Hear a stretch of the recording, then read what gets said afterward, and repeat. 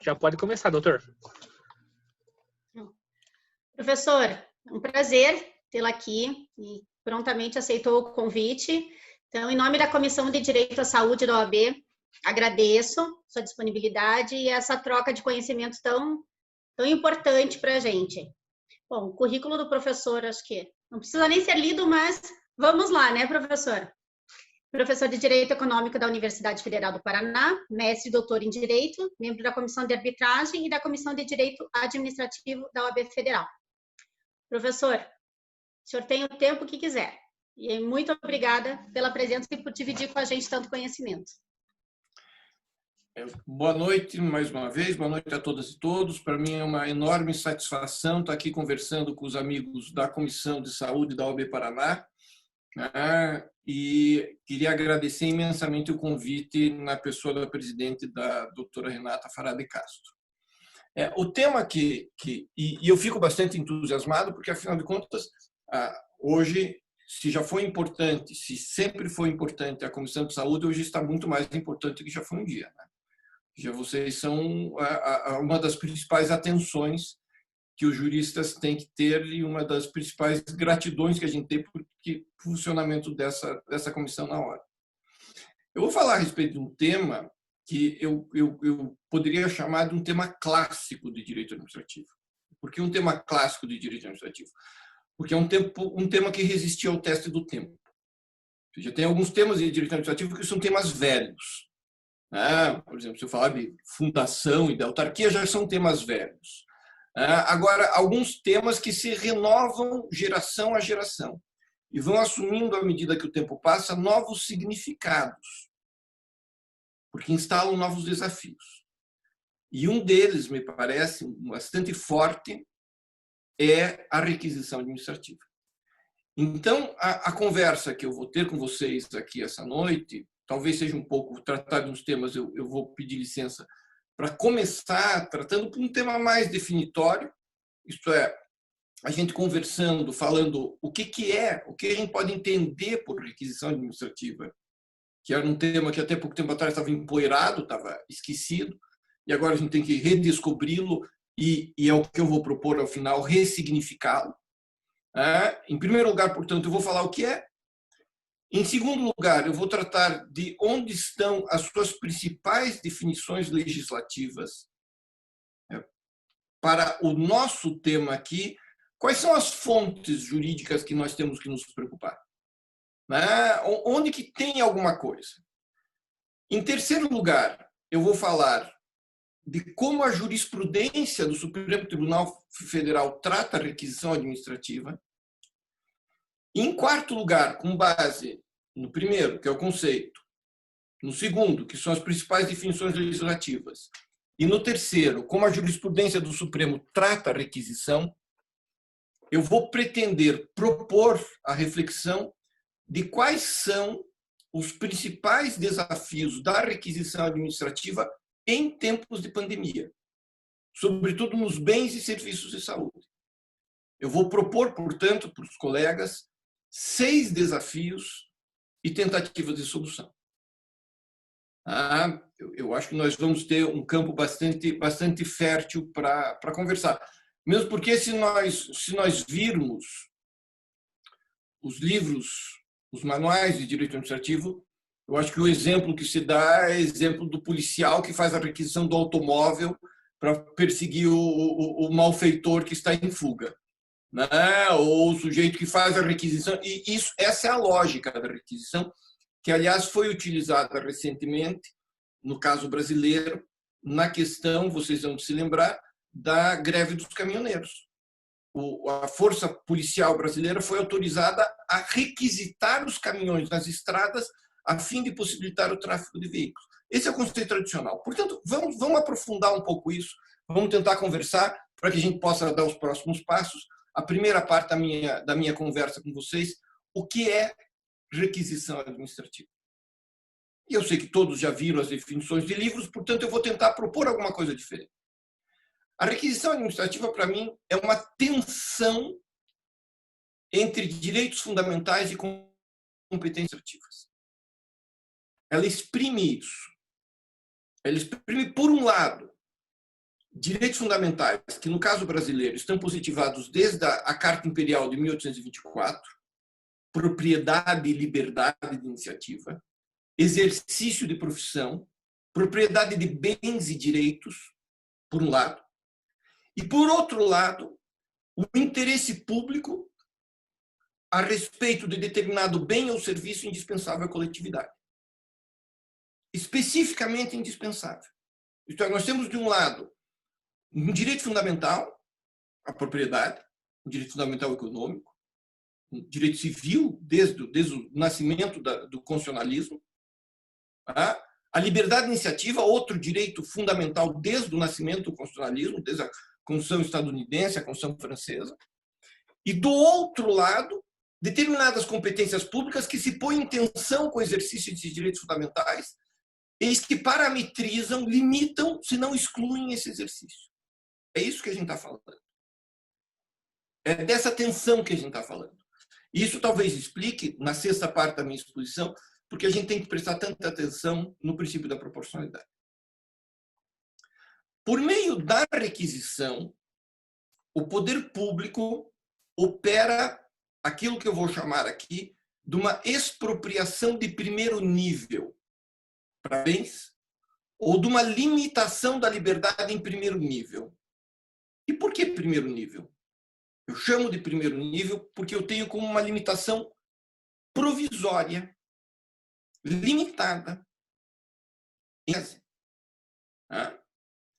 Ela não é uma expropriação, que é o exemplo que no direito brasileiro nós temos mais próximo da requisição. Ou seja, a desapropriação é uma supressão de um direito fundamental ao nível máximo. A requisição, não. Por meio dela, o poder público limita bens ou limita liberdades. E mais, em ambos os casos, essas restrições a direitos fundamentais são provisórias. Como é que se funciona no que respeita a bens? Se dá, e muitas vezes se fala em transferência de propriedade, aqui eu vou pedir licença para divergir um pouco. Eu tenho para mim que se dá uma transferência da posse do bem, isto é, o direito de uso e fruição da coisa imediato, cuja propriedade não é transferida, mas a posse, a utilização da coisa é transferida, e eventualmente, a depender do caso, e aqui que está a sensibilidade especial das requisições no setor de saúde, ela pode se convolar, pode se desdobrar numa transferência definitiva, uma transferência de propriedade. E aqui os exemplos mais claros são a requisição de bens, de coisas, as quais são exauridas pelo seu próprio uso. Não é a requisição de álcool gel. Não é a mesma coisa que a requisição de um automóvel, porque o automóvel se requisita e se devolve. O álcool gel se requisita para se usar, e se usado for, não existe mais aquele álcool gel. Eventualmente, para bens fungíveis, poderá haver a substituição, e bens infungíveis, a questão fica um pouco mais complicada. E existe uma indenização pelo uso ou pela transferência do bem. Então, eu pego o automóvel, né, faço a perseguição ao malfeitor e devolvo o automóvel. Se o automóvel está exatamente do mesmo jeito, com alguns quilômetros a mais, não tem preço algum a ser pago. Não tem indenização alguma a ser feita. Apenas no caso, a gente já vai ver isso na legislação, em caso de dano. A situação, eu acho que é um pouco mais sensível, e me parece que isso já, pelo menos os textos e as decisões que eu vi a respeito, já está razoavelmente pacífico, apesar de, eu creio que instalará maiores desafios. Não é a requisição de bens, mas é a requisição de serviços. Na requisição de serviços, há uma ordem de prestação que deve ser precária com começo, meio e fim. E aqui se exige, se for o caso, uma indenização remuneratória. Mas vai depender da pessoa requisitada. Por exemplo, se for um servidor público né, que é requisitado para prestar determinados serviços de saúde. Ele precisa receber nessa condição. Logo, então, ele não haverá uma indenização remuneratória, a depender do caso. Portanto, vamos lá. Nós temos restrições a direitos fundamentais, restrições a direito de propriedade, bens, e restrições a liberdades. Liberdade de iniciativa, liberdade de profissão, liberdade de escolha, liberdade de empresa para serviços. Isso se dá por meio da requisição. E quais são as características da requisição? A requisição é um ato administrativo unilateral. E é aqui que vem o direito administrativo com força, né? Inclusive teve algumas brincadeiras, né? Tem um site carioca, o Ilibolado, né? que fez alguns memes dizendo: mas vocês ficam falando de consensualidade, agora vem o direito administrativo raiz, de verdade, que é aquele do ato administrativo que tem presunção de legitimidade, é auto-executório e é imperativo. É uma relação hierárquica da administração pública para com as pessoas privadas. Relação hierárquica essa que impõe um ato de vontade. Só que não é como no tempo do imperador, né? Não é como tempos atrás. Aqui a gente tem mais um jogo, mais alguma coisa, e isso vai ser muito importante para que nós passemos para a próxima parte. Ele tem que ser motivado. Ele tem que expor as razões de fato, os motivos de direito, em especial a demonstração do nexo de causalidade entre o ato administrativo e o fato que lhe deu origem. E a gente já vai aprofundar isso um pouco mais quando formos um pouco mais à frente na exposição. Portanto, para consolidar essa parte do que é a requisição, é uma tensão, é uma limitação de exercícios de direitos fundamentais por meio de ato administrativo unilateral, que deve obediência ao princípio da legalidade e da eficiência, mas que ostenta as características próprias, clássicas do ato administrativo. Se presume legítimo, é autoexecutório e é imperativo. Tá? Esse é o conceito que eu acho que a gente já tem uma massa para trabalhar a respeito do assunto. Tá? Onde estão, para o que nos interessa, as principais definições legislativas? E quando eu tratar das definições legislativas, eu vou fazer em níveis, em graus. Um grau vertical da Constituição para a legislação infra e um grau horizontal das leis gerais para as leis especiais. Tá? E, primeiro de tudo, a mesma Constituição que assegura o direito de propriedade no artigo 5º, sua função social, no artigo 170, propriedade, sua função social, livre iniciativa como fundamento da República, no artigo 1º, estatui, no artigo 5º, inciso 25, e vejam bem como é que começa a dicção do dispositivo constitucional. No caso de iminente perigo público, a segunda parte também é importante em vista dos conflitos federativos que nós estamos enfrentando, a autoridade competente, ou seja, como dizia o gigante chamado Caio Tácito, não é competente quem quer, mas é competente quem pode, segundo a norma atributiva de direito. A autoridade competente poderá usar de propriedade particular, assegurada ao proprietário indenização ulterior, se houver dano. Vamos lá? Iminente perigo público, autoridade competente, uso de propriedade, não é expropriação, é uso de propriedade, assegurada indenização, mas uma indenização condicional, se houver dano. É isso que está na Constituição. Se a gente for para o nível legislativo infraconstitucional, vamos tratar da legislação geral. Né? O Código Civil, artigo 1228, parágrafo 3º, que é uma norma geral aqui, né? Uma lei geral, naquele critério tradicional de conflito de leis do tempo, né? Estatui o 1228, parágrafo 3º, que o proprietário pode ser privado da coisa, nos casos de apropriação por necessidade de utilidade pública, bem como no de requisição em caso de perigo público iminente. Vejam bem, repete-se a dicção constitucional. Expropriação, portanto, isso a gente tem bem claro, ela não precisa de perigo público. ela é feita de acordo com o interesse do titular da política pública de implementar esta ou aquela solução que importe desapropriação. Ou a requisição, não.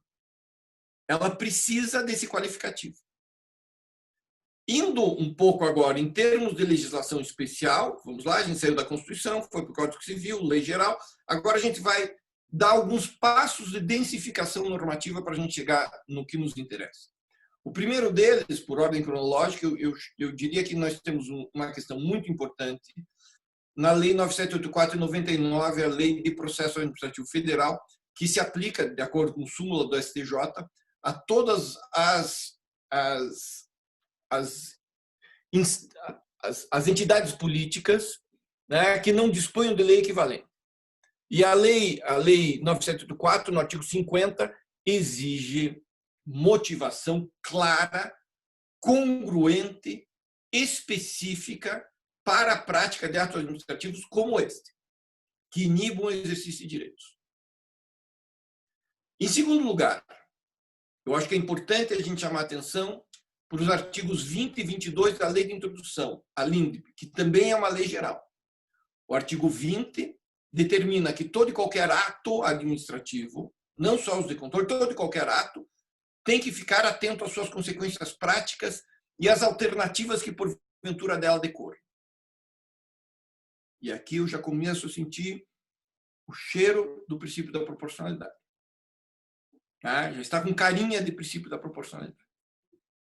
E o artigo 22 estatui que todo e qualquer ato de controle tem que levar em consideração as dificuldades reais do gestor e exigências de políticas públicas ao seu cargo.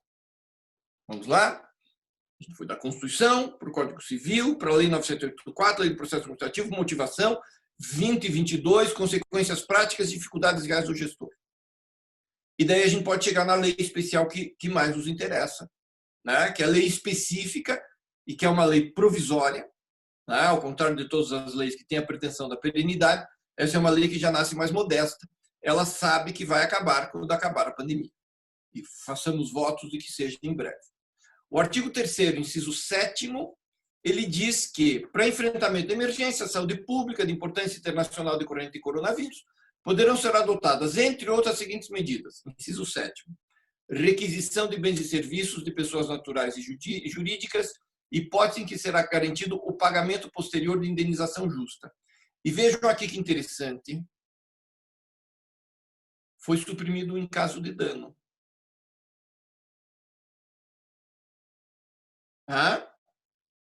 Não tem. A Constituição prevê em caso de dano. No caso da Lei 13.979, não é dito, pelo menos nesse dispositivo, em caso de dano. Visto, portanto, esse cenário do conceito, o cenário legislativo, a gente pode ir para a jurisprudência suprema, para ficar mais tranquilo, para saber como é que o Supremo tem decidido isso, essas coisas. Eu posso já lhes adiantar que a gente não vai ficar tranquilo coisa alguma, porque não tem nenhum precedente, nenhum nada consolidado no Supremo Tribunal Federal. Eu fiz uma busca hoje por requisição administrativa no Supremo. Apareceram 4 acordos. Depois eu posso até passar para Renato os números. De 2001, relator ministro Maurício Correia. E a situação o que é? Bloqueio de ativos financeiros do Plano Collor, que o Banco Central dizia, o bloqueio de ativos financeiros é uma requisição administrativa. O segundo, o mandado de segurança de relatoria do ministro Celso de Mello, julgado em 2005, cuja matéria era, e aqui pode trazer alguma ilustração para nós, requisição de servidores públicos para funcionar nas eleições. Os servidores públicos dizendo, não, mas precisava de devido processo legal para defesa. Não, é requisição de servidores públicos. O terceiro é uma ação direta de inconstitucionalidade de relatoria do ministro Joaquim Barbosa, julgado em 2013, que trata da constitucionalidade de lei estadual que autorizava o uso de veículos apreendidos em operações de inteligência policial. E o Supremo Tribunal Federal julgou inconstitucional essa lei. E o quarto desses 4 primeiros, que aparecem pelas palavras-chave requisição administrativa, é um recurso especial, extraordinário, me perdoe, de relatoria do ministro Luiz Fux, julgado em 2017, que tratava de confisco de bens oriundos do tráfico de entorpecente e respectivas limitações à propriedade. E, na verdade, o acórdão não tem como objeto a requisição, mas ela é meramente um opter dictum. Ela é mencionada na gradação das expropriações, etc. Mas se a gente procurar melhor, e não por requisição administrativa, existe um mandado de segurança muito interessante de relatoria do ministro Joaquim Barbosa, de 2007, mandado de segurança 25295, que foi um momento peculiar da história do município do Rio de Janeiro, em que houve a decretação de estado de calamidade pública no sistema de saúde municipal. E o presidente da República baixou um decreto autorizando o ministro da Saúde a requisitar bens e serviços do município do Rio de Janeiro. E vejam como é interessante isso para os casos que eu vou contar em seguida, as ações civis ordinárias que já existem no Supremo quanto a isso. Né? E o Supremo Tribunal Federal firmou, deixou claro, que não é possível requisitar, não foi possível, ao menos, requisitar esses bens e serviços, que a requisição administrativa interfederativa só poderia ser viável em casos de estado de sítio ou estado de defesa. E nós não estamos nesses casos de estado de exceção. Nós temos uma decretação de calamidade pública, mas não é estado de sítio ou estado de defesa.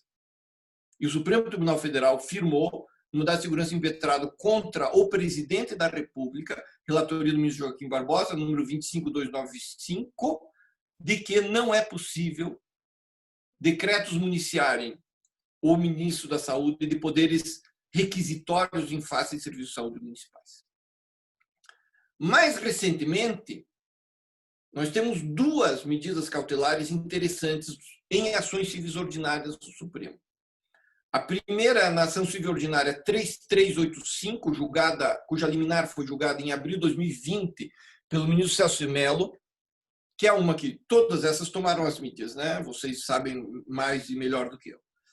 O ministro Celso de Mello é o Estado do Maranhão contra a requisição pela União de ventiladores pulmonares adquiridos junto da iniciativa privada. O Estado do Maranhão havia adquirido ventiladores, pago por eles por dispensa de licitação, e a União foi lá e disse, não, vou fazer requisição administrativa, senhor fabricante, entregue para mim.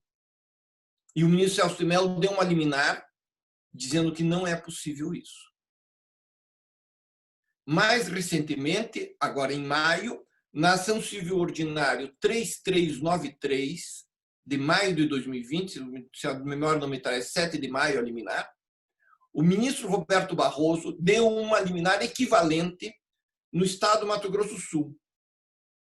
O estado do Mato Grosso do Sul havia comprado 50 ventiladores pulmonares e a União disse, não, eu requisito, mande para mim e para a minha política pública. E o ministro Roberto Barroso disse, não pode. Não pode. Você tem que respeitar competências. E aqui a gente tem uma situação, e vocês vão me explicar melhor isso depois, que vai precisar de uma estatuição mais clara quanto às competências.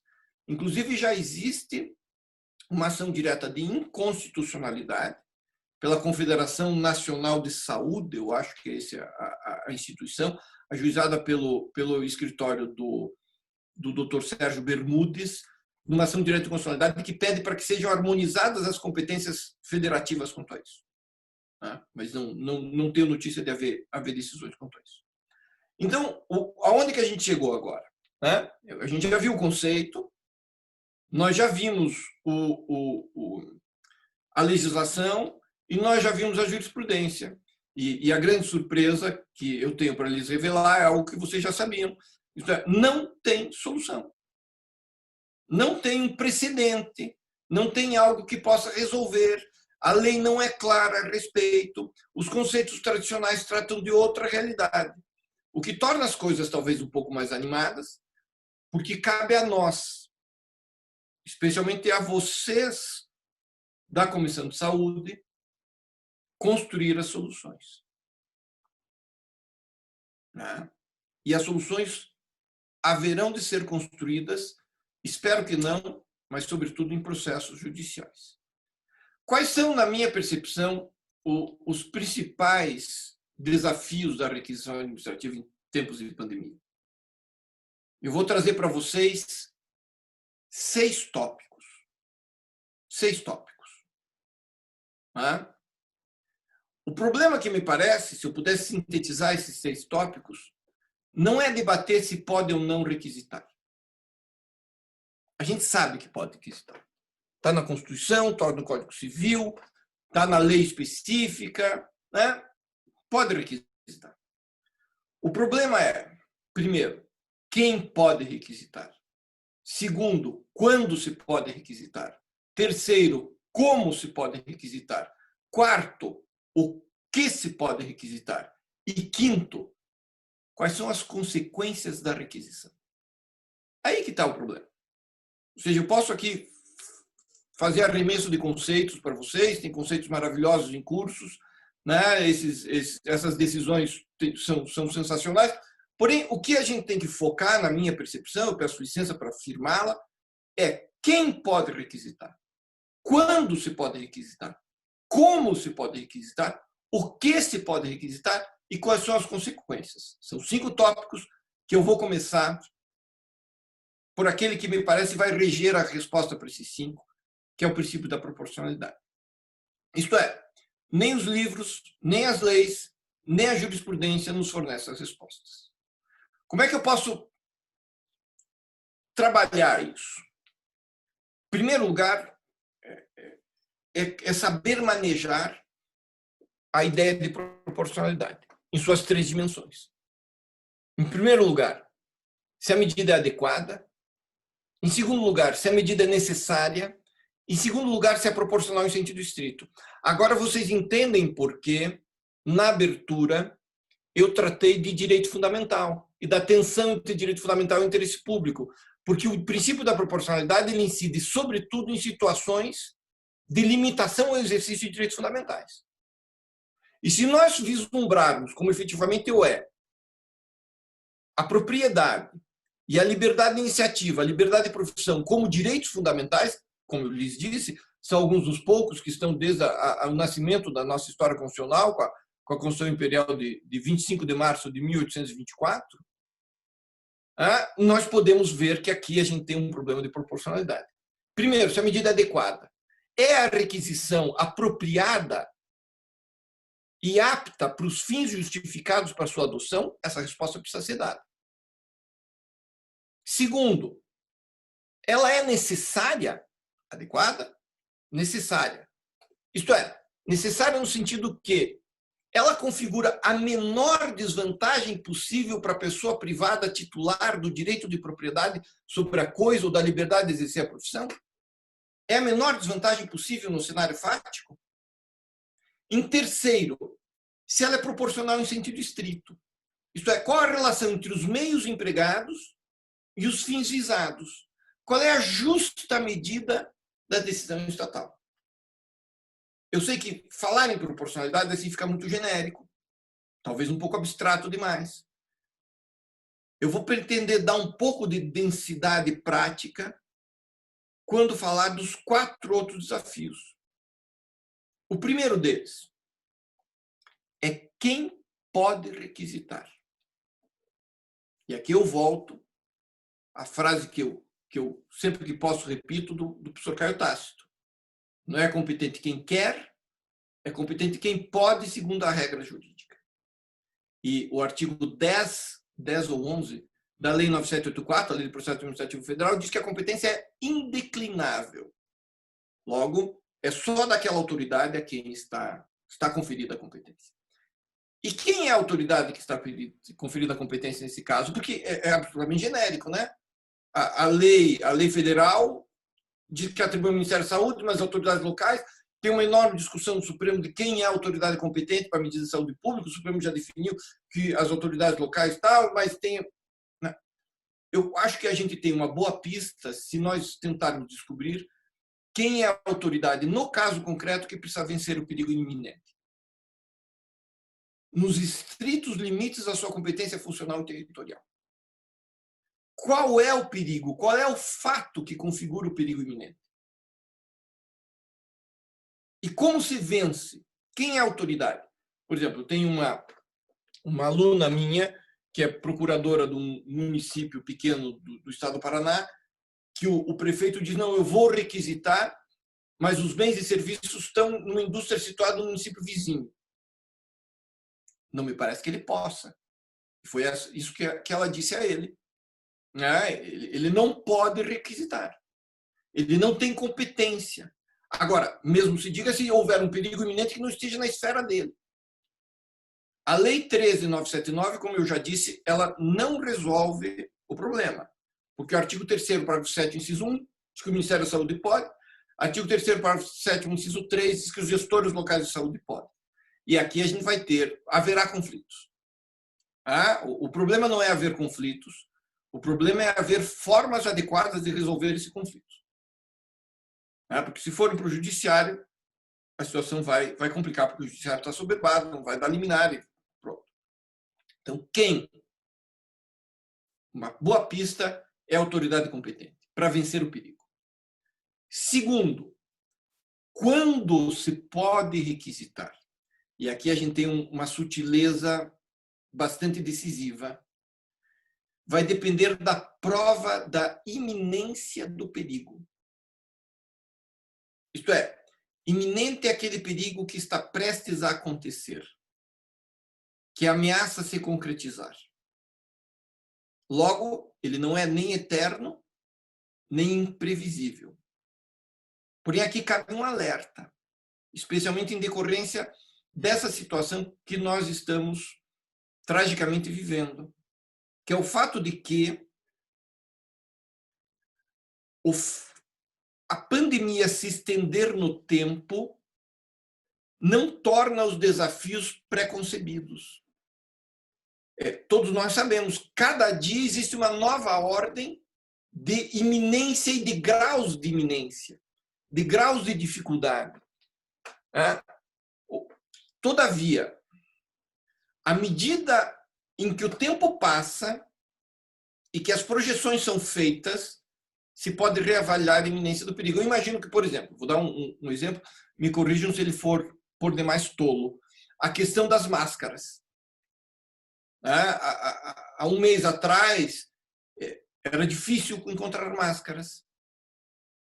E hoje, independentemente da qualidade dela, você encontra para vender na rua, na esquina. Então, hoje, não me parece que seja mais uma situação de perigo iminente a requisição de máscaras.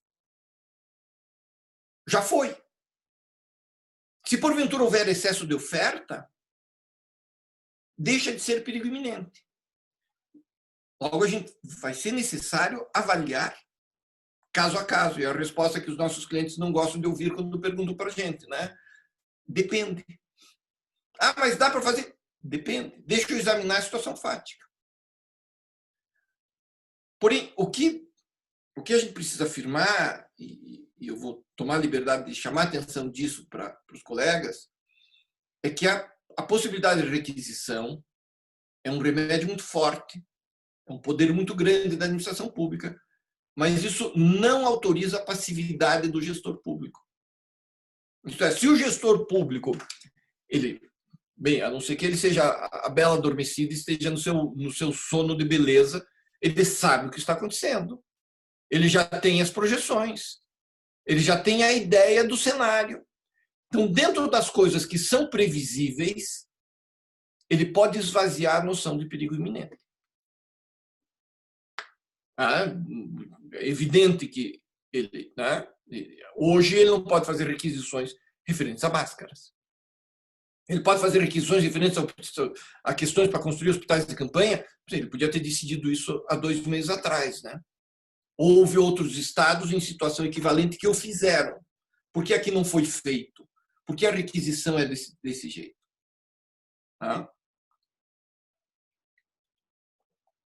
Daí a gente pode ir para o quarto desafio, que é o como se pode requisitar. E aqui vai precisar de um ato administrativo específico para cada caso. Um ato administrativo antecedido de um mínimo de processualidade combinado com um máximo de transparência. E por que eu digo mínimo de processualidade? Bem, se é um perigo iminente, a gente não vai imaginar que o sujeito vai nomear uma comissão, instalar uma portaria, instalar um processo, vai dar um número, ou seja, daí o perigo já se concretizou, o dano ao interesse público já derrubou a possibilidade, mas precisa de um mínimo de processualidade, ou seja, não pode ser nada informal. E um máximo de transparência para compensar, para haver uma contraposição com esse mínimo de processualidade, né? Preferencialmente em redes sociais. E um cenário no ato administrativo que comprove, vamos para o princípio da proporcionalidade e trazer para cá para demonstrar a utilidade dele, que a medida era adequada e necessária. Eu estou fazendo a requisição porque não existem leitos. Ou estou fazendo a requisição porque o sujeito tem estocado ali, não vendeu para ninguém, e eu preciso de respiradouros. Mas só que a requisição não é um substitutivo mano-militar à possibilidade de compra por dispensa de licitação. Não é uma escolha.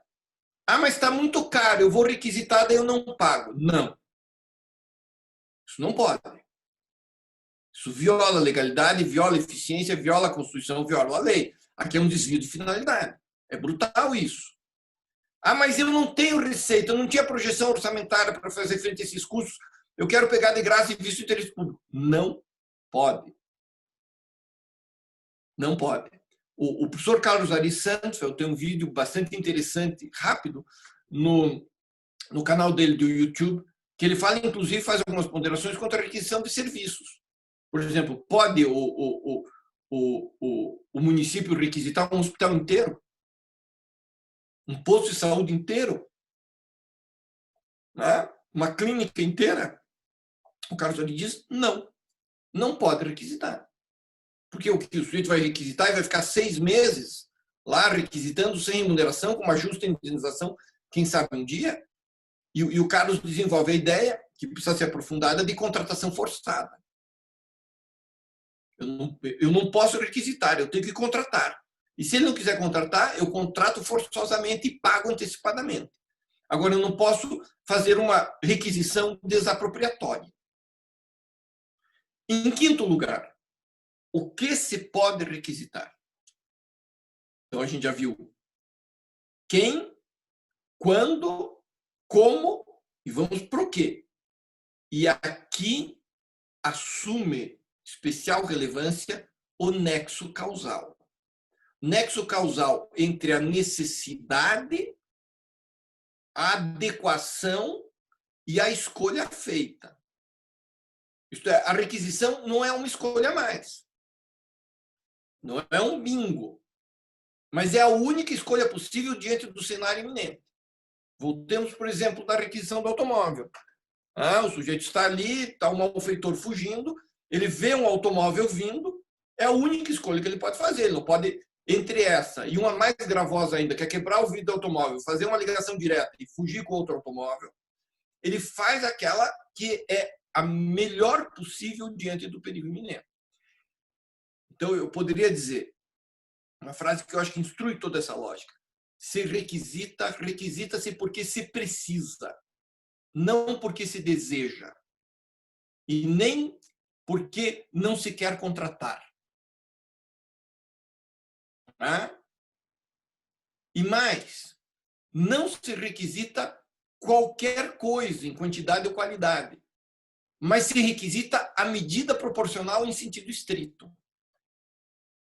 A municipalidade, por exemplo, tem 100 leitos, ela requisita 200 respiradouros.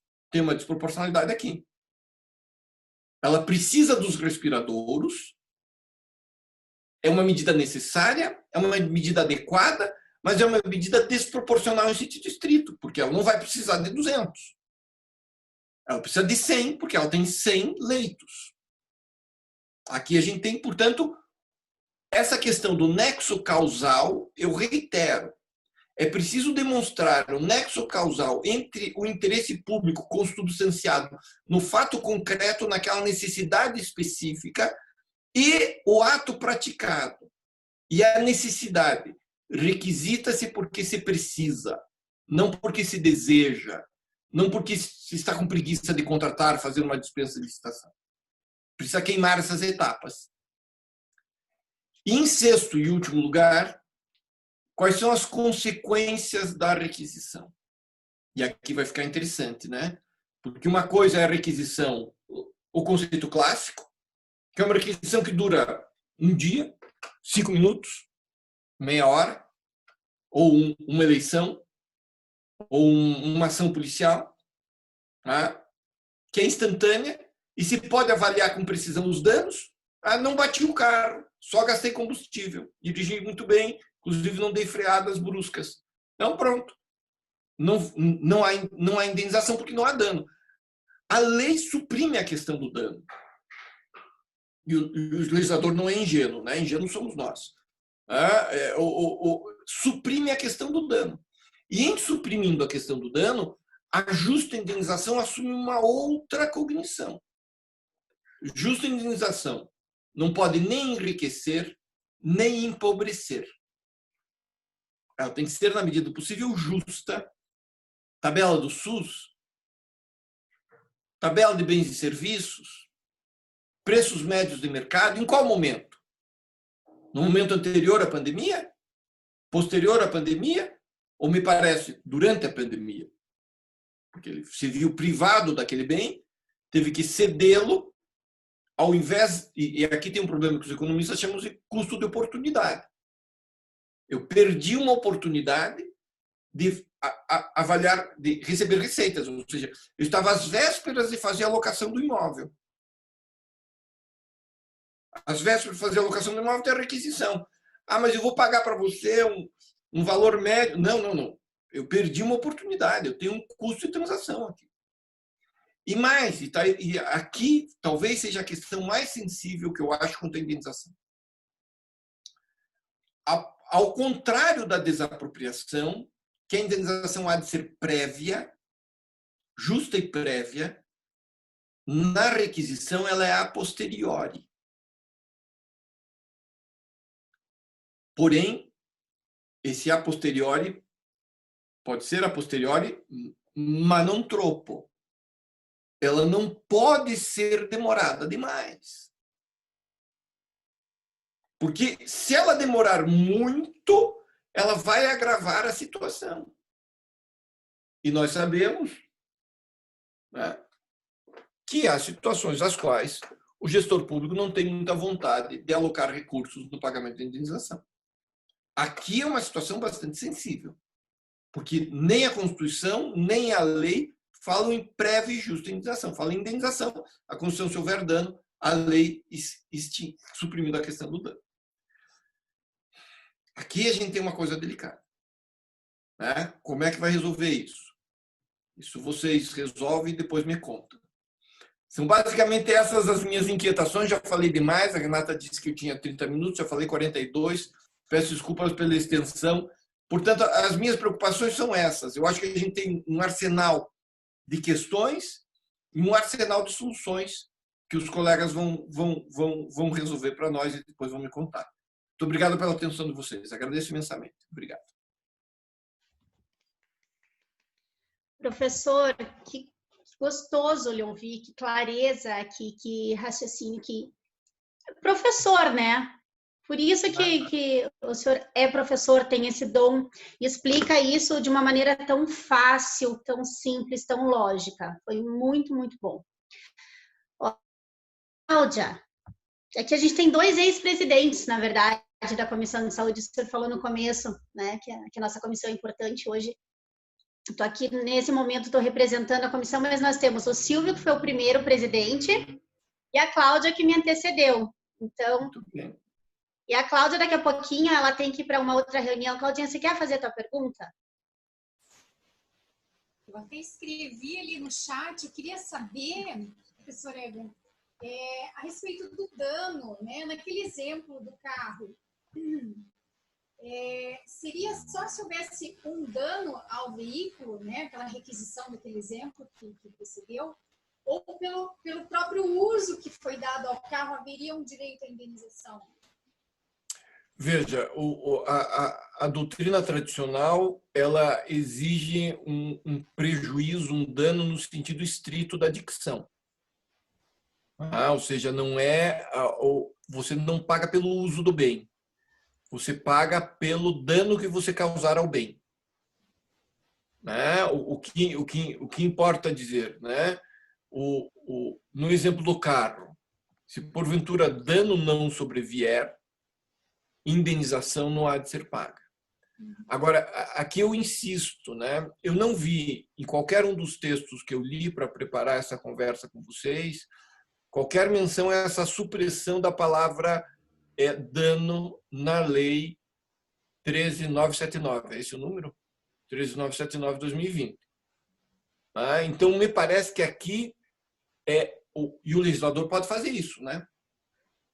Ele pode inibir, quando ele faz essa, para a gente pegar aquela classificação do José Afonso da Silva, eficácia contida, ele contém, ele descreve, a Constituição tem um rascunho da norma, e ele, para esse caso concreto, ele dá um desenho específico para ela. Esse desenho específico efetivamente, você não precisar do dano. E aqui a gente vai ter algumas questões, que é a questão do custo-oportunidade, a questão referente ao uso, às verbas que ele deixou de usar. Por exemplo, vamos lá. Requisição de pessoas, que é bem mais interessante e bem mais desafiador. Vocês viram que eu saí de fininho dessa, né? Requisição de pessoas. Um cirurgião célebre que cobra uma fortuna por intervenção que ele assuma. Ele é requisitado para prestar serviços ambulatoriais. Ele vai receber a justa indenização dele pelo que custaria a hora dele, ou a consulta dele, ou a cirurgia dele? Me parece que não. Pode ser justa para ele, mas vai ser injusta no todo. Ele vai ter que ser remunerado adequadamente. Ele pode se recusar a prestar o serviço? E aqui é uma situação bastante... me parece que não. Mas ele pode fazer objeção de consciência? Ele pode dizer, não, aos sábados eu não trabalho? Ou eu tenho obstáculos personalíssimos para isso? Eu tenho um problema familiar, por isso que eu sou... Vejam, a gente tem... eu acho que cada vez mais nós vamos ter situações práticas que vão revelar para a gente a solução do caso. Mas o conceito tradicional, eu tenho para mim que ele dá só um indício de como a gente vai resolver o problema.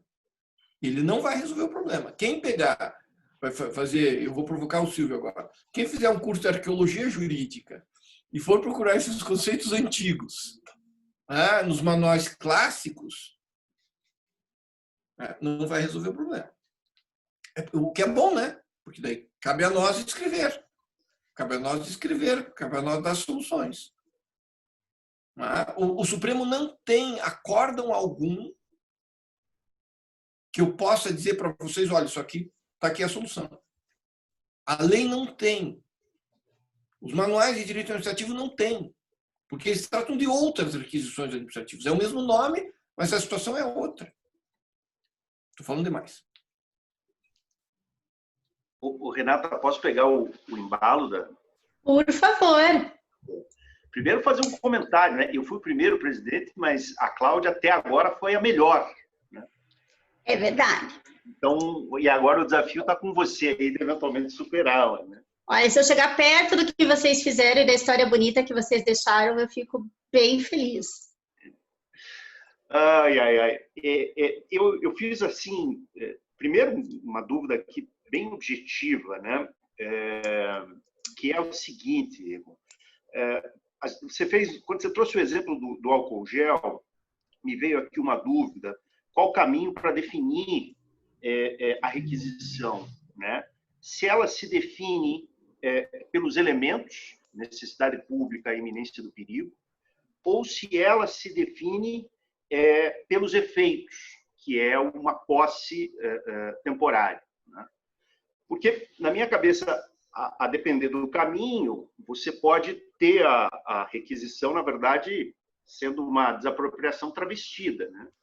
Com um benefício muito interessante para o gestor público, que é o pagamento posterior, né? Então, esse é um tema que me inquietou. Assim, se é que é possível escolher um desses dois caminhos, a dúvida me veio logo no começo da tua explanação. Vou aproveitar aqui a palavra, que aí eu falo uma vez só e não falo mais, né? Aquele tema que você trouxe do município, da autoridade competente, vamos lembrar que tem alguns casos em que, apesar de você ter um prefeito, que, aliás, o prefeito, no caso da saúde, nem sempre é a autoridade máxima, né? Porque a direção nacional e a direção de saúde é do secretário de saúde, do ministro da saúde e do secretário municipal de saúde. Em alguns municípios, a gestão da saúde ela ultrapassa os limites do município. Então, a depender de quem ele tiver competência para atender, pode ser que ele possa, então, se estender territorialmente e talvez avançar no território de um outro município, já que ele é o responsável por atender aqueles municípios, né? E aí aqui realmente uma pergunta que tem se mostrado desafiante no dia a dia é a proporcionalidade, né? Porque vários municípios têm optado por fazer contratações, né? A grande maioria, aliás, a gente tem visto ter optado por fazer contratações no lugar da requisição. Então, esse desafio, como é que você vê a proporcionalidade dentro desses dois institutos aí nesse último caso, especificamente para o tema da Covid? Fecho o meu microfone aqui para não abrir mais. Não, agradeço imensamente, Silvio, agradeço imensamente. Para mim é mais difícil responder para o Silvio, porque eu também faço parte do fã-clube dele, então fica complicado. O que eu tenho para mim, Silvio, sinceramente, que a requisição é um tema à procura de um autor. É um tema à procura de um autor. Essas requisições que estão... Os artigos que eu vi uns artigos de alta qualidade, né, do Rafael Maffei, vi um artigo de alta qualidade do José Vicente Santos Mendonça, que circulou, esse artigo ainda não publicou. Mas esses artigos eles tentam, com enorme competência, resolver com base em alguns critérios tradicionais. E mesmo se você vir as decisões do Supremo, Carvalhinho, Celso Antônio, só que esses conceitos são preciosos, né? são válidos, são perfeitos, todavia eles servem para outra situação. Para uma situação que pode se adaptar à que hoje nós temos, mas não é a mesma. A gente está fazendo algumas analogias imperfeitas, algumas interpretações extensivas. O que, na minha percepção, caracteriza mais, e por isso que eu disse, eu não vou começar dizendo isso aqui é uma tensão entre competências e deveres fundamentais. É uma forma, um meio pelo qual o Estado e a administração inibe o exercício de direitos fundamentais. Propriedade e liberdade. É disso que a gente está falando. Em vista da saúde pública.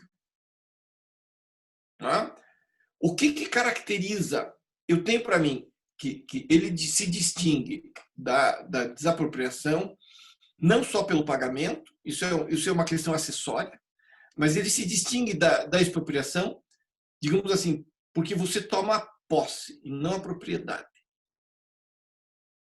Você tem a posse do bem. E vamos lá para a questão, se eu pego o carro, né, e bato o carro e tem perda total. A indenização equivale, mas só que eu não peguei o carro para ter perda total, né? Eu peguei o carro para perseguir o malfeitor. Ou então eu requisito o servidor e, lamentavelmente, ele tem um acidente.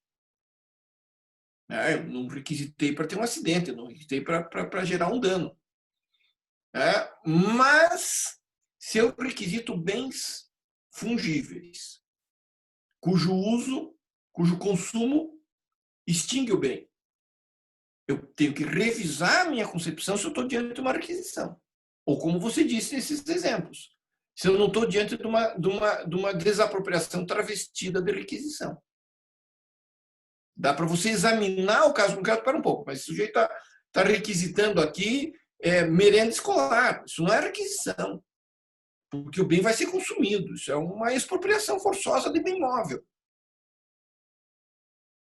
É outra coisa. Você tem que ver o que ele está fazendo e o nome que ele está dando. Tua segunda pergunta, qual que foi? Agora eu que falei demais. Diga aí, Silvio. Volta para mim, por favor. A segunda pergunta, a proporcionalidade. A proporcionalidade, exatamente. Entre contratação e requisição.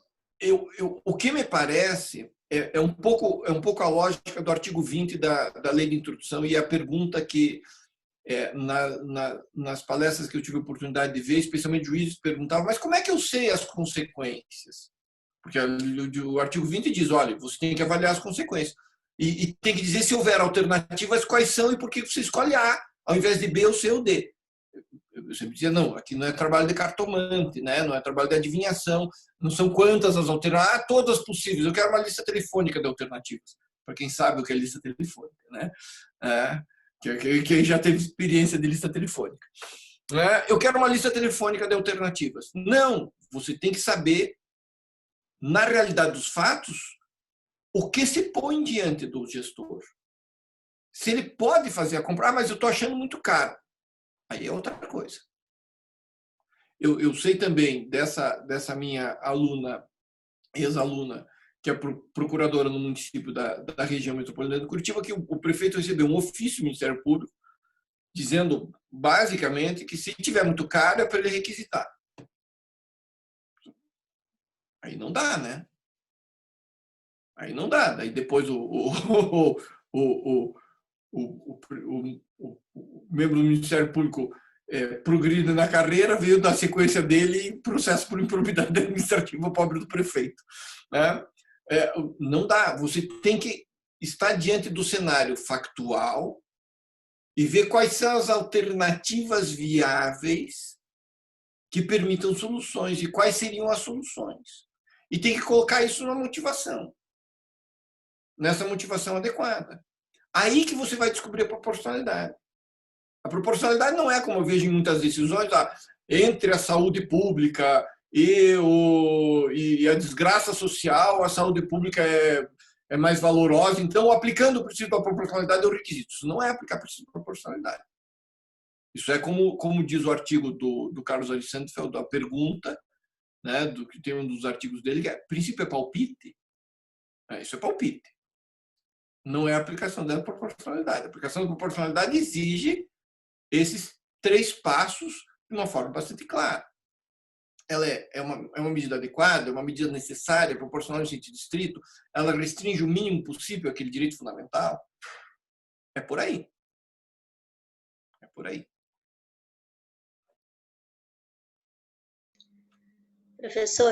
Professores, né? Que o Silvio também é professor e eu acho que eu tinha 2 dúvidas.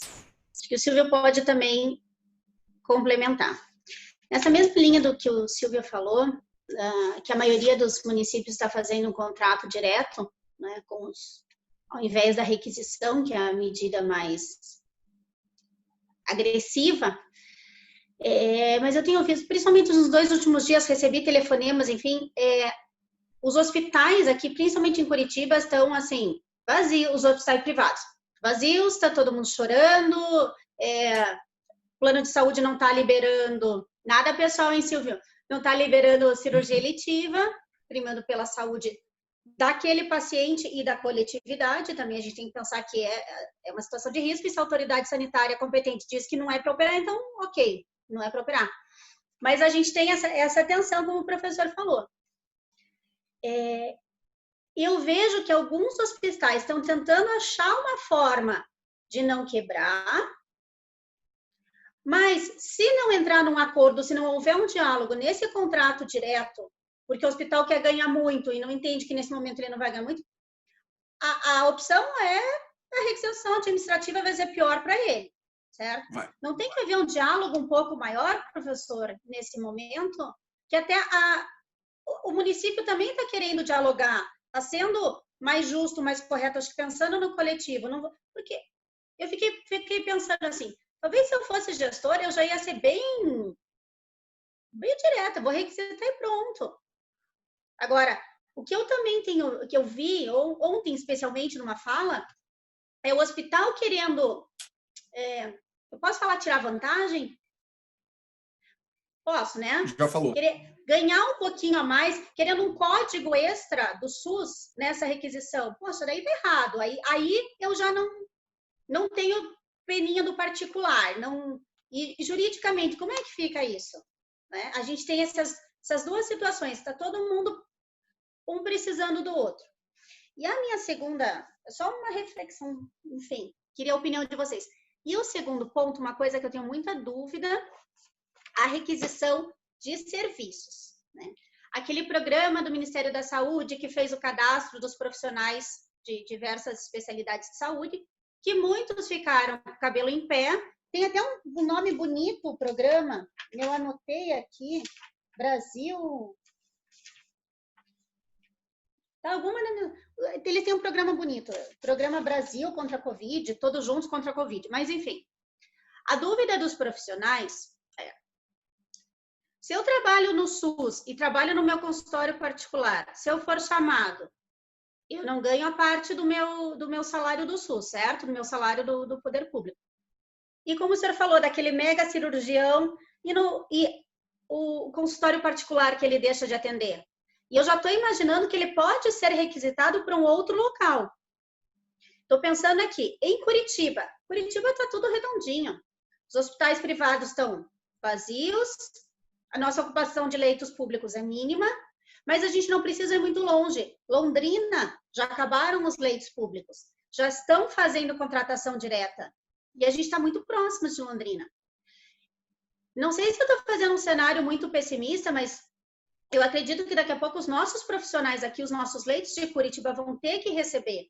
E uma fala da secretária de saúde aqui do município, ela diz, nós já estamos recebendo pacientes do Rio de Janeiro, de São Paulo. Então, professor, como que fica essa situação? Nós que estamos tão bem, está tudo funcionando aqui, pode, de alguma forma, o nosso profissional de saúde ou a nossa estrutura ser requisitada? Ou é só no âmbito municipal? O Silvio falou um pouco disso. Como que isso pode nos atingir e como que isso pode desorganizar todo um sistema sem uma decisão estruturante? Vamos lá, é super interessante as duas perguntas, Renata. Vamos São ver. reflexões, professor. É o que vem vindo, assim, muitas dúvidas. Acho que é desafiador, porque a primeira questão da solução. Quando eu entrei na faculdade de Direito, no milênio passado, a gente aprendia que era um dos direitos disponíveis, que é a cervical do curso de Direito, né, Direito Civil. E a partir do segundo ano, se houvesse uma pretensão resistida, qual era a solução? Recorrer ao judiciário, né? Pobre do Carnelucci, a gente ficava aprendendo, né? É isso que, diante de uma pretensão resistida, a única alternativa possível é você recorrer ao judiciário e obter uma pretensão da tua tutela. Né? Caso contrário, prescreve teu direito, você perde tudo. E boa estrutura dos cursos de direito ainda está assim. A gente aprende a litigagem, não aprende a negociar. E quando, na verdade, situações como essa, que a gente está vendo aqui, como a Renata bem descreveu, elas exigem que as partes negociem. E, claro, em toda e qualquer negociação, eu que atuo bastante, por exemplo, em concessões de serviço público, né? O agente privado e mesmo o gestor público, eles tendem a ter condutas oportunistas.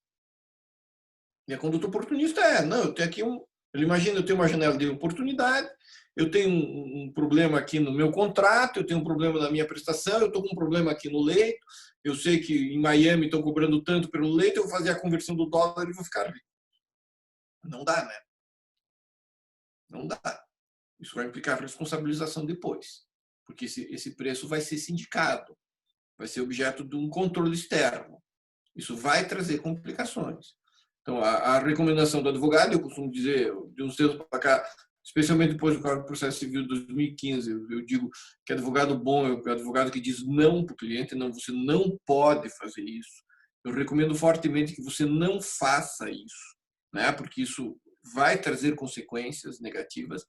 Né? Então, o advogado vai ter que aprender a negociar e levar para a negociação. Porque, no limite, a gente está negociando, e a pergunta que eu faço sempre quando eu falo em negociações com a administração pública, né? Aonde é que dorme o orangotango de 500 toneladas? Onde é que ele dorme? Onde é que dorme o orangotango de 500 toneladas? Onde ele quiser. Ele não precisa escolher. E se você escolher, ele não quiser, ele vai lá e fica. Essa é a administração pública. É o orangotango de 500 toneladas. Se você não quiser negociar, tudo bem, ela requisita. Mas não quero? Tudo bem, ela expropria. Ela tem essas características na atuação dela, que no limite pode gerar danos e que você não tem como administrar no começo. Logo, é melhor para atenuar os custos de transação, você trazer essa escolha negocial para o momento inicial. É o momento mais importante. Porque senão você vai ter um processo que vai resultar num processo judicial que vai virar um precatório. Todo mundo perde, né? Só uma coisa, professor. Eu vou puxar o Josenir para a conversa. Josenir é um baita de um advogado, ele advoga para Santas Casas. Josenir, se você estiver aí, eu queria escutar um pouquinho você. Professor, desculpe ele interromper, mas eu acho que a fala do Josenir, por toda a experiência e pela área que ele atua, é muito importante. Ótimo. Desculpa, professor. Tá me ouvindo? Só queria trazer. Sempre um prazer ouvir o professor Egon Silva. Um abraço para você e todo mundo.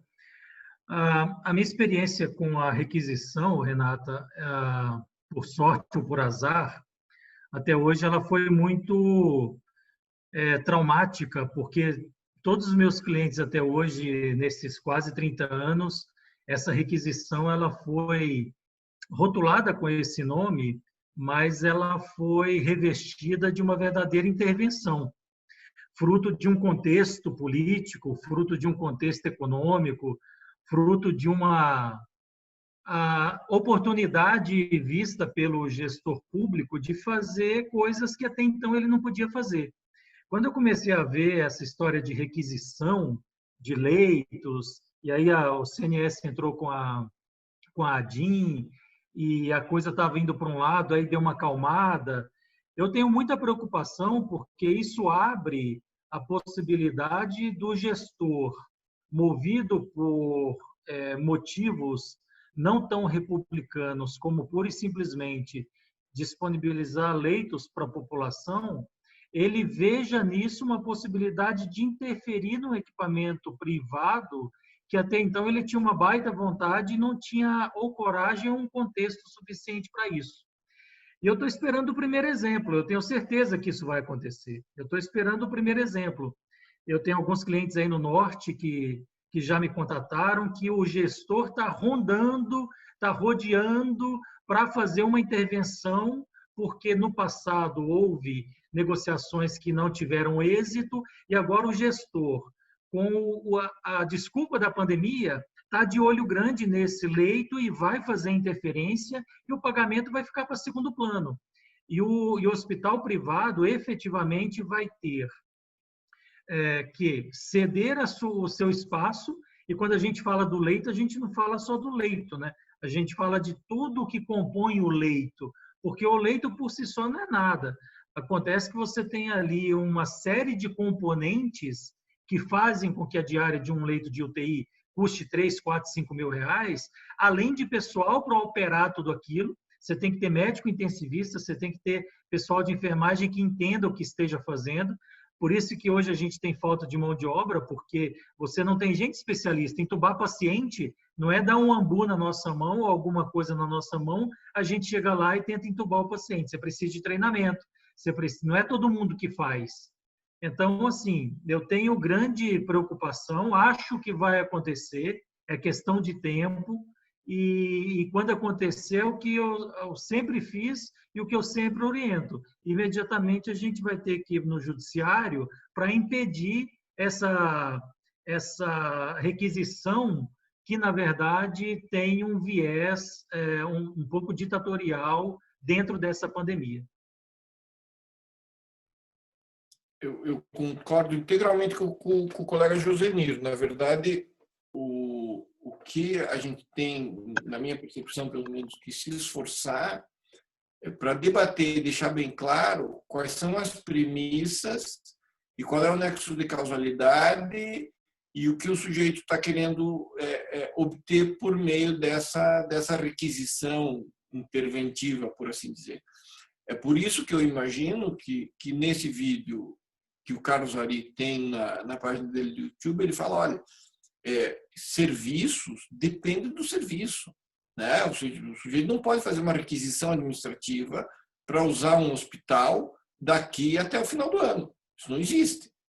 Né? Porque o sujeito, o investidor privado que tem a liberdade dele garantida, que tem a propriedade dele garantida constitucionalmente, ele não pode se ver privado disso e se ver privado de receita, porque senão depois o município sai, o gestor público sai e deixa uma terra arrasada. Né? Tem que ter algum controle nisso. E vai ter que ser via judiciário. Todavia, e vocês sabem disso muito melhor do que eu, questões envolvendo saúde tendem a enfrentar uma certa resistência por parte do judiciário. Sim. Né? É natural ao juiz, seres humanos que são como nós também o somos, que digam não, espera um pouco. Né? Eu quero ver quando vier a questão da fila única, por exemplo. Pois é. Ainda não, espera um pouco, vai deixar as pessoas morrendo lá de fora da porta do hospital? Não. Tem que atender e depois a gente vê o que acontece. Eu acho que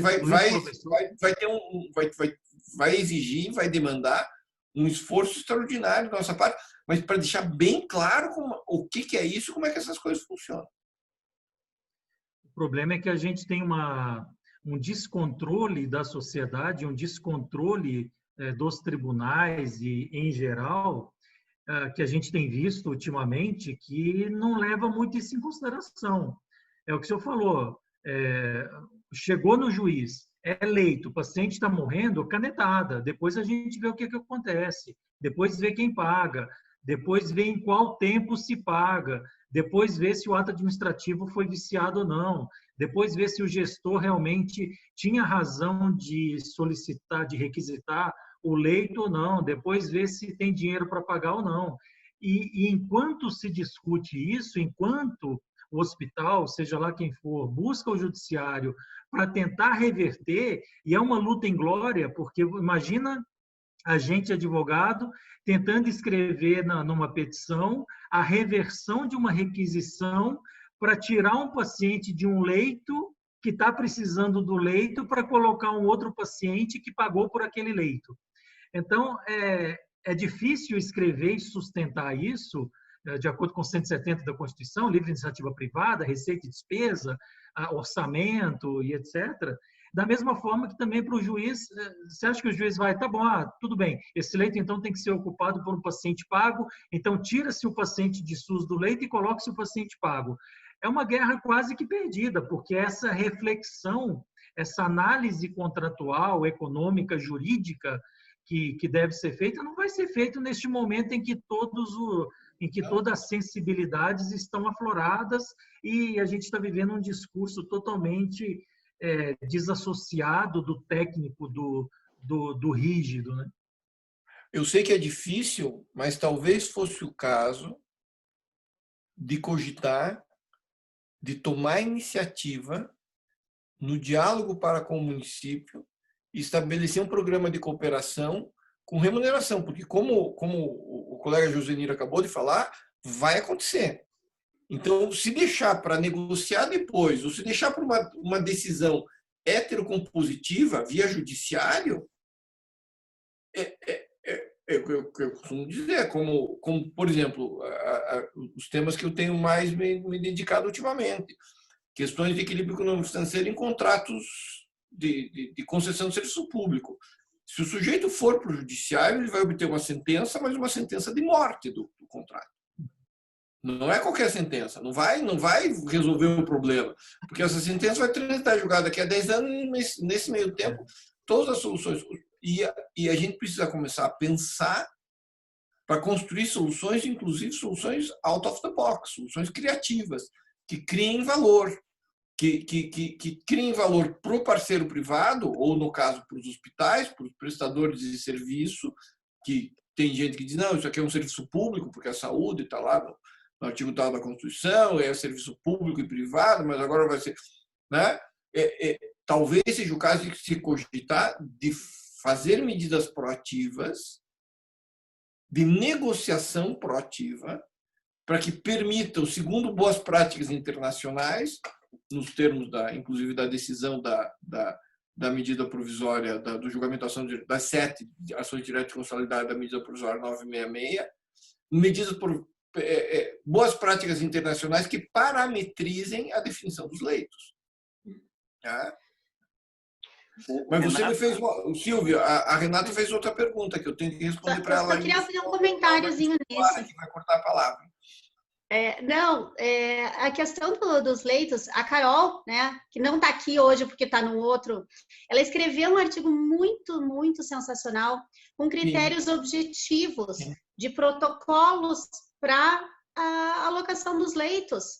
Né? Eu vi um webinar dela bem legal. Maravilhoso, maravilhoso. Eu posso até lhe passar, se eu não tenho esse artigo, professor. Mas uma coisa que eu percebi em algumas decisões que eu vi é que isso está mudando um pouquinho, Josenir. Estou falando nas maiores cidades, não sei no interior. Mas juízes dizendo não para pedido de leito. E há um tempo atrás isso era inimaginável. O juiz, aquela velha história, não, minha mão não morre. Mas hoje, com as varas especializadas em saúde, principalmente, o juiz está entendendo como é que funciona isso. Ele está entendendo de gestão. Vida não tem preço, mas tem custo. Então, critérios mais objetivos. E não adianta a gente só usar um protocolo antigo, né, Silvio, que você tem do CRM, com a questão de vaga de UTI. Eu acho que, nesse momento, outro critério mais adequado para o cenário que a gente está vivendo tem que ser feito. Isso tem que vir lá de cima. Não adianta cada CRM dizer, o meu critério é esse, eu vou usar o protocolo da Suécia, eu vou usar o protocolo de não sei aonde. Então, o Ministério da Saúde tem que editar alguma coisa rápida, objetiva, para poder estabelecer esse tipo de critério. Porque senão, não é o juiz que vai ser que vai distribuir os recursos do SUS. Não é o papel deles, não tem qualificação para isso. É muito pesado, né? Mas assim, pegando carona nisso que o Egon falou, Renata, eu acho que vocês aí no Paraná estão à frente e podem surfar nessa onda de tentar criar um ambiente negocial, sabe? Vamos lembrar que não faz muito tempo os juízes davam todo o tratamento, todo o medicamento, não importa como fosse, exatamente por esse medo de o paciente não vai morrer na minha mão. E a situação começou a mudar no Paraná a partir do momento que se instalou o Fórum Regional, né, do CNJ, que começou a criar e a difundir informações técnicas, né, e criou praticamente um foro ali de discussão. Ele é consultivo, mas ele informa muito a esses atores, né? E eu acho que o Paraná, como ainda está assim alguns passos atrás e talvez nem chegue a essas situações de iminente risco que chame a necessidade de uma requisição, pode eventualmente já trazer essa discussão para o fórum, né? Para mostrar que, às vezes, requisitar Leito não é só requisitar leito, são todas essas características que o Josenir falou, né? Você requisita toda uma estrutura e colocar um leito público dentro de uma estrutura que está voltada à prestação privada tem uma série de nuances que não podem ser ignoradas. Eu acho que o comitê poderia ter uma função muito, muito importante nessa história toda. E eu não sei como é que está a discussão de vocês, mas assim, trazer o tema da requisição, trazer a Federação dos Hospitais, né, o sindicato e assim por diante, e já falou, é mais ou menos como o programa dos médicos, né? Por hora não vamos fazer nada, mas vamos começar a esquentar já os motores, porque se acontecer, ninguém vai ser pego de surpresa. Ótima a tua sugestão. Amanhã pela manhã a gente tem reunião. Eu vou sugerir, vou conversar com isso. E Curitiba, mais uma vez, puxando aqui para o nosso lado, o município já está preparando os profissionais das UPAs. Como as UPAs estão muito vazias, eles já fizeram um treinamento e questionaram os profissionais. Você sabe entubar? Não sabe? Sabe usar ventilador? Não sabe? Então vem aqui, venha treinar no boné. Então é uma coisa que vai acontecer, né, Silvio? Tem a segunda pergunta da Renata, que é a questão da requisição das pessoas. E esse tema é bem mais sensível mesmo. Né? Imaginem nós, advogados, sendo requisitados para uma situação de calamidade funcionar da Defensoria Pública e advogar. É disso que a gente está falando. Né? É disso que a gente está falando. E a liberdade de ir e vir. Eu tenho, e aqui é uma incapacidade minha, uma dificuldade minha. Eu tenho dificuldade em figurar isso na minha cabeça com clareza, o que é requisição de serviços pessoais, individuais. Para mim ficar claro, aqueles exemplos clássicos, né? É requisitado para trabalhar nas eleições. Bacana. É o funcionário público requisitado para trabalhar nas eleições. E aqui é uma pergunta que a Renata fez. Mas ele vai para outra cidade. Tudo bem, dá o transporte, faz isso, vai e volta, etc. Ele vai lá ficar 3 dias nas eleições, 1 dia, 24 horas, é ir e volta, etc. Como eu, servidor público da universidade, vou lá e faço isso, faço aquilo. Todavia, no setor de saúde, a questão é bem mais sensível. Em havendo necessidade, em havendo demonstração do nexo de causalidade, em havendo atendimento, o sujeito vai ser requisitado. E ele vai ter que ir para frente de batalha. Se porventura ele não quiser, qual que vai ser a consequência? Um processo administrativo disciplinar, uma responsabilização civil e funcional. Porque não é crime de desobediência? Eu vou aqui entrar com o HC, eu não faço a mínima ideia. Né? E o Silvio já deu a liminar para mim, pronto. Né? HC no papel de pão? Exatamente. HC é o primeiro HC online aqui, não é nem precisa disso. Eu Recebido e despachado. Eu não faço ideia. O Silvinho deferiu implicitamente, ali, dando um sorriso. Não, eu também não sei. Assim, Egon, tem uma diferenciação fática, tá? Que acho que complica mais. Você tem tipos de requisição de pessoas dentro de uma lógica turnkey. O administrador requisita a estrutura e as pessoas. Né? Sim. E aí, essa, talvez até você mantenha a mesma condição de pagamento, e aí uma questão interessante da responsabilidade civil durante todo esse período, né, pela prestação do serviço. E a outra é essa super complicada que você falou, que é a requisição da pessoa, né? E aí você tem o dano, eventualmente, dela ou... Do especialista, eu imagino, Silvio. Eu quero o especialista. Eu estou requisitando o intensivista no Maranhão. Eu estou requisitando a enfermeira ou fisioterapeuta especialista em UTI. Em dias como esses, equivale quase a uma convocação militar para a guerra, porque você vai para um lugar onde você vai ter sua vida em risco, você vai trabalhar sem estrutura, né? É super complicado. É bem complicado mesmo. É pena que seja uma situação que envolve uma tragédia tão grande, porque é um bom objeto de estudo isso aí.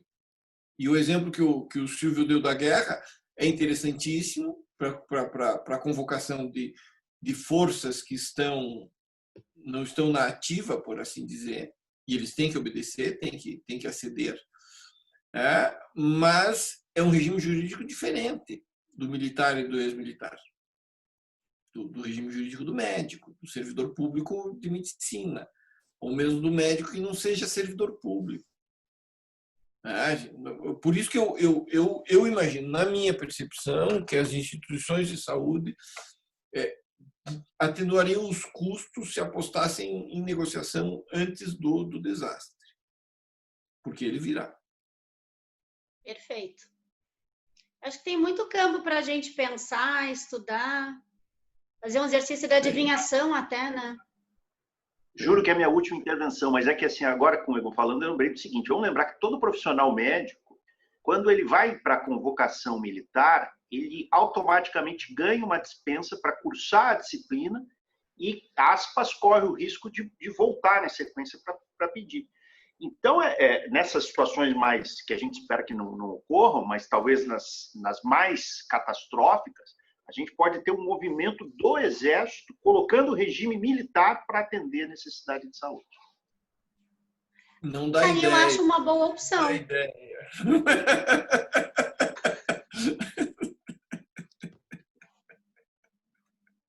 É uma boa opção. Renata, exclui essa parte da gravação, viu? Se cair em mãos erradas... Se a maior vacinado falou, tá gravado. Ai. Professor, mais alguma consideração? Eu acho que isso para mim, só despertou mais a vontade de entender o tema, de estudar Diz que professor bom é o que põe minhocas nas cabeças dos alunos, né? Espero ter Então, olha, o senhor está de parabéns. Eu já vinha pensando nisso há um tempo e me faltava muita coisa. Ainda falta, óbvio, mas é um tema que me interessa muito. E eu fiquei muito feliz por o senhor ter aceito. Silvio, tua participação ótima. Josenir também, que não está aqui. Eu acho que o Josenir tem também muito a contribuir. Ele tem uma experiência do outro lado muito interessante, né, Silvio? Muito. O Josenir está há muito tempo à frente das Santas Casas, né? E assim, enquanto todo mundo estudava a requisição dos livros, ele estava lá na prática, ele vivendo as agruras. Então tá ótimo. Professor, eu acho que não tem mais perguntas, eu só tenho a agradecer. O senhor tem mais alguma consideração? Só a gratidão pelo convite, pela gentileza, pela conversa. Para mim foi uma enorme satisfação. E vamos nos cuidar, né? Vamos nos cuidar. Obrigado. Professor, obrigado. Agradeço. Infelizmente, como a gente teve o probleminha do acesso no YouTube, a gente teve praticamente uma aula particular, o que é uma honra. Fiquei muito feliz. A gente pôde conversar como se estivesse na sala de casa, né, Silvio? Agradeço os amigos da comissão, a sua esposa, Leila, muito prazer. Obrigada de participar. Professor, muito obrigada mesmo. Você foi muito Obrigado generoso em dividir tanto conhecimento. Estou à disposição. É uma satisfação e uma alegria poder compartilhar com vocês. Contem comigo. Obrigada. Boa noite a todos. Silvia, obrigada a todo mundo. Bom te ver, Silvinho. Tchau. Tchau. Prazer. Tchau. Abraço a todos.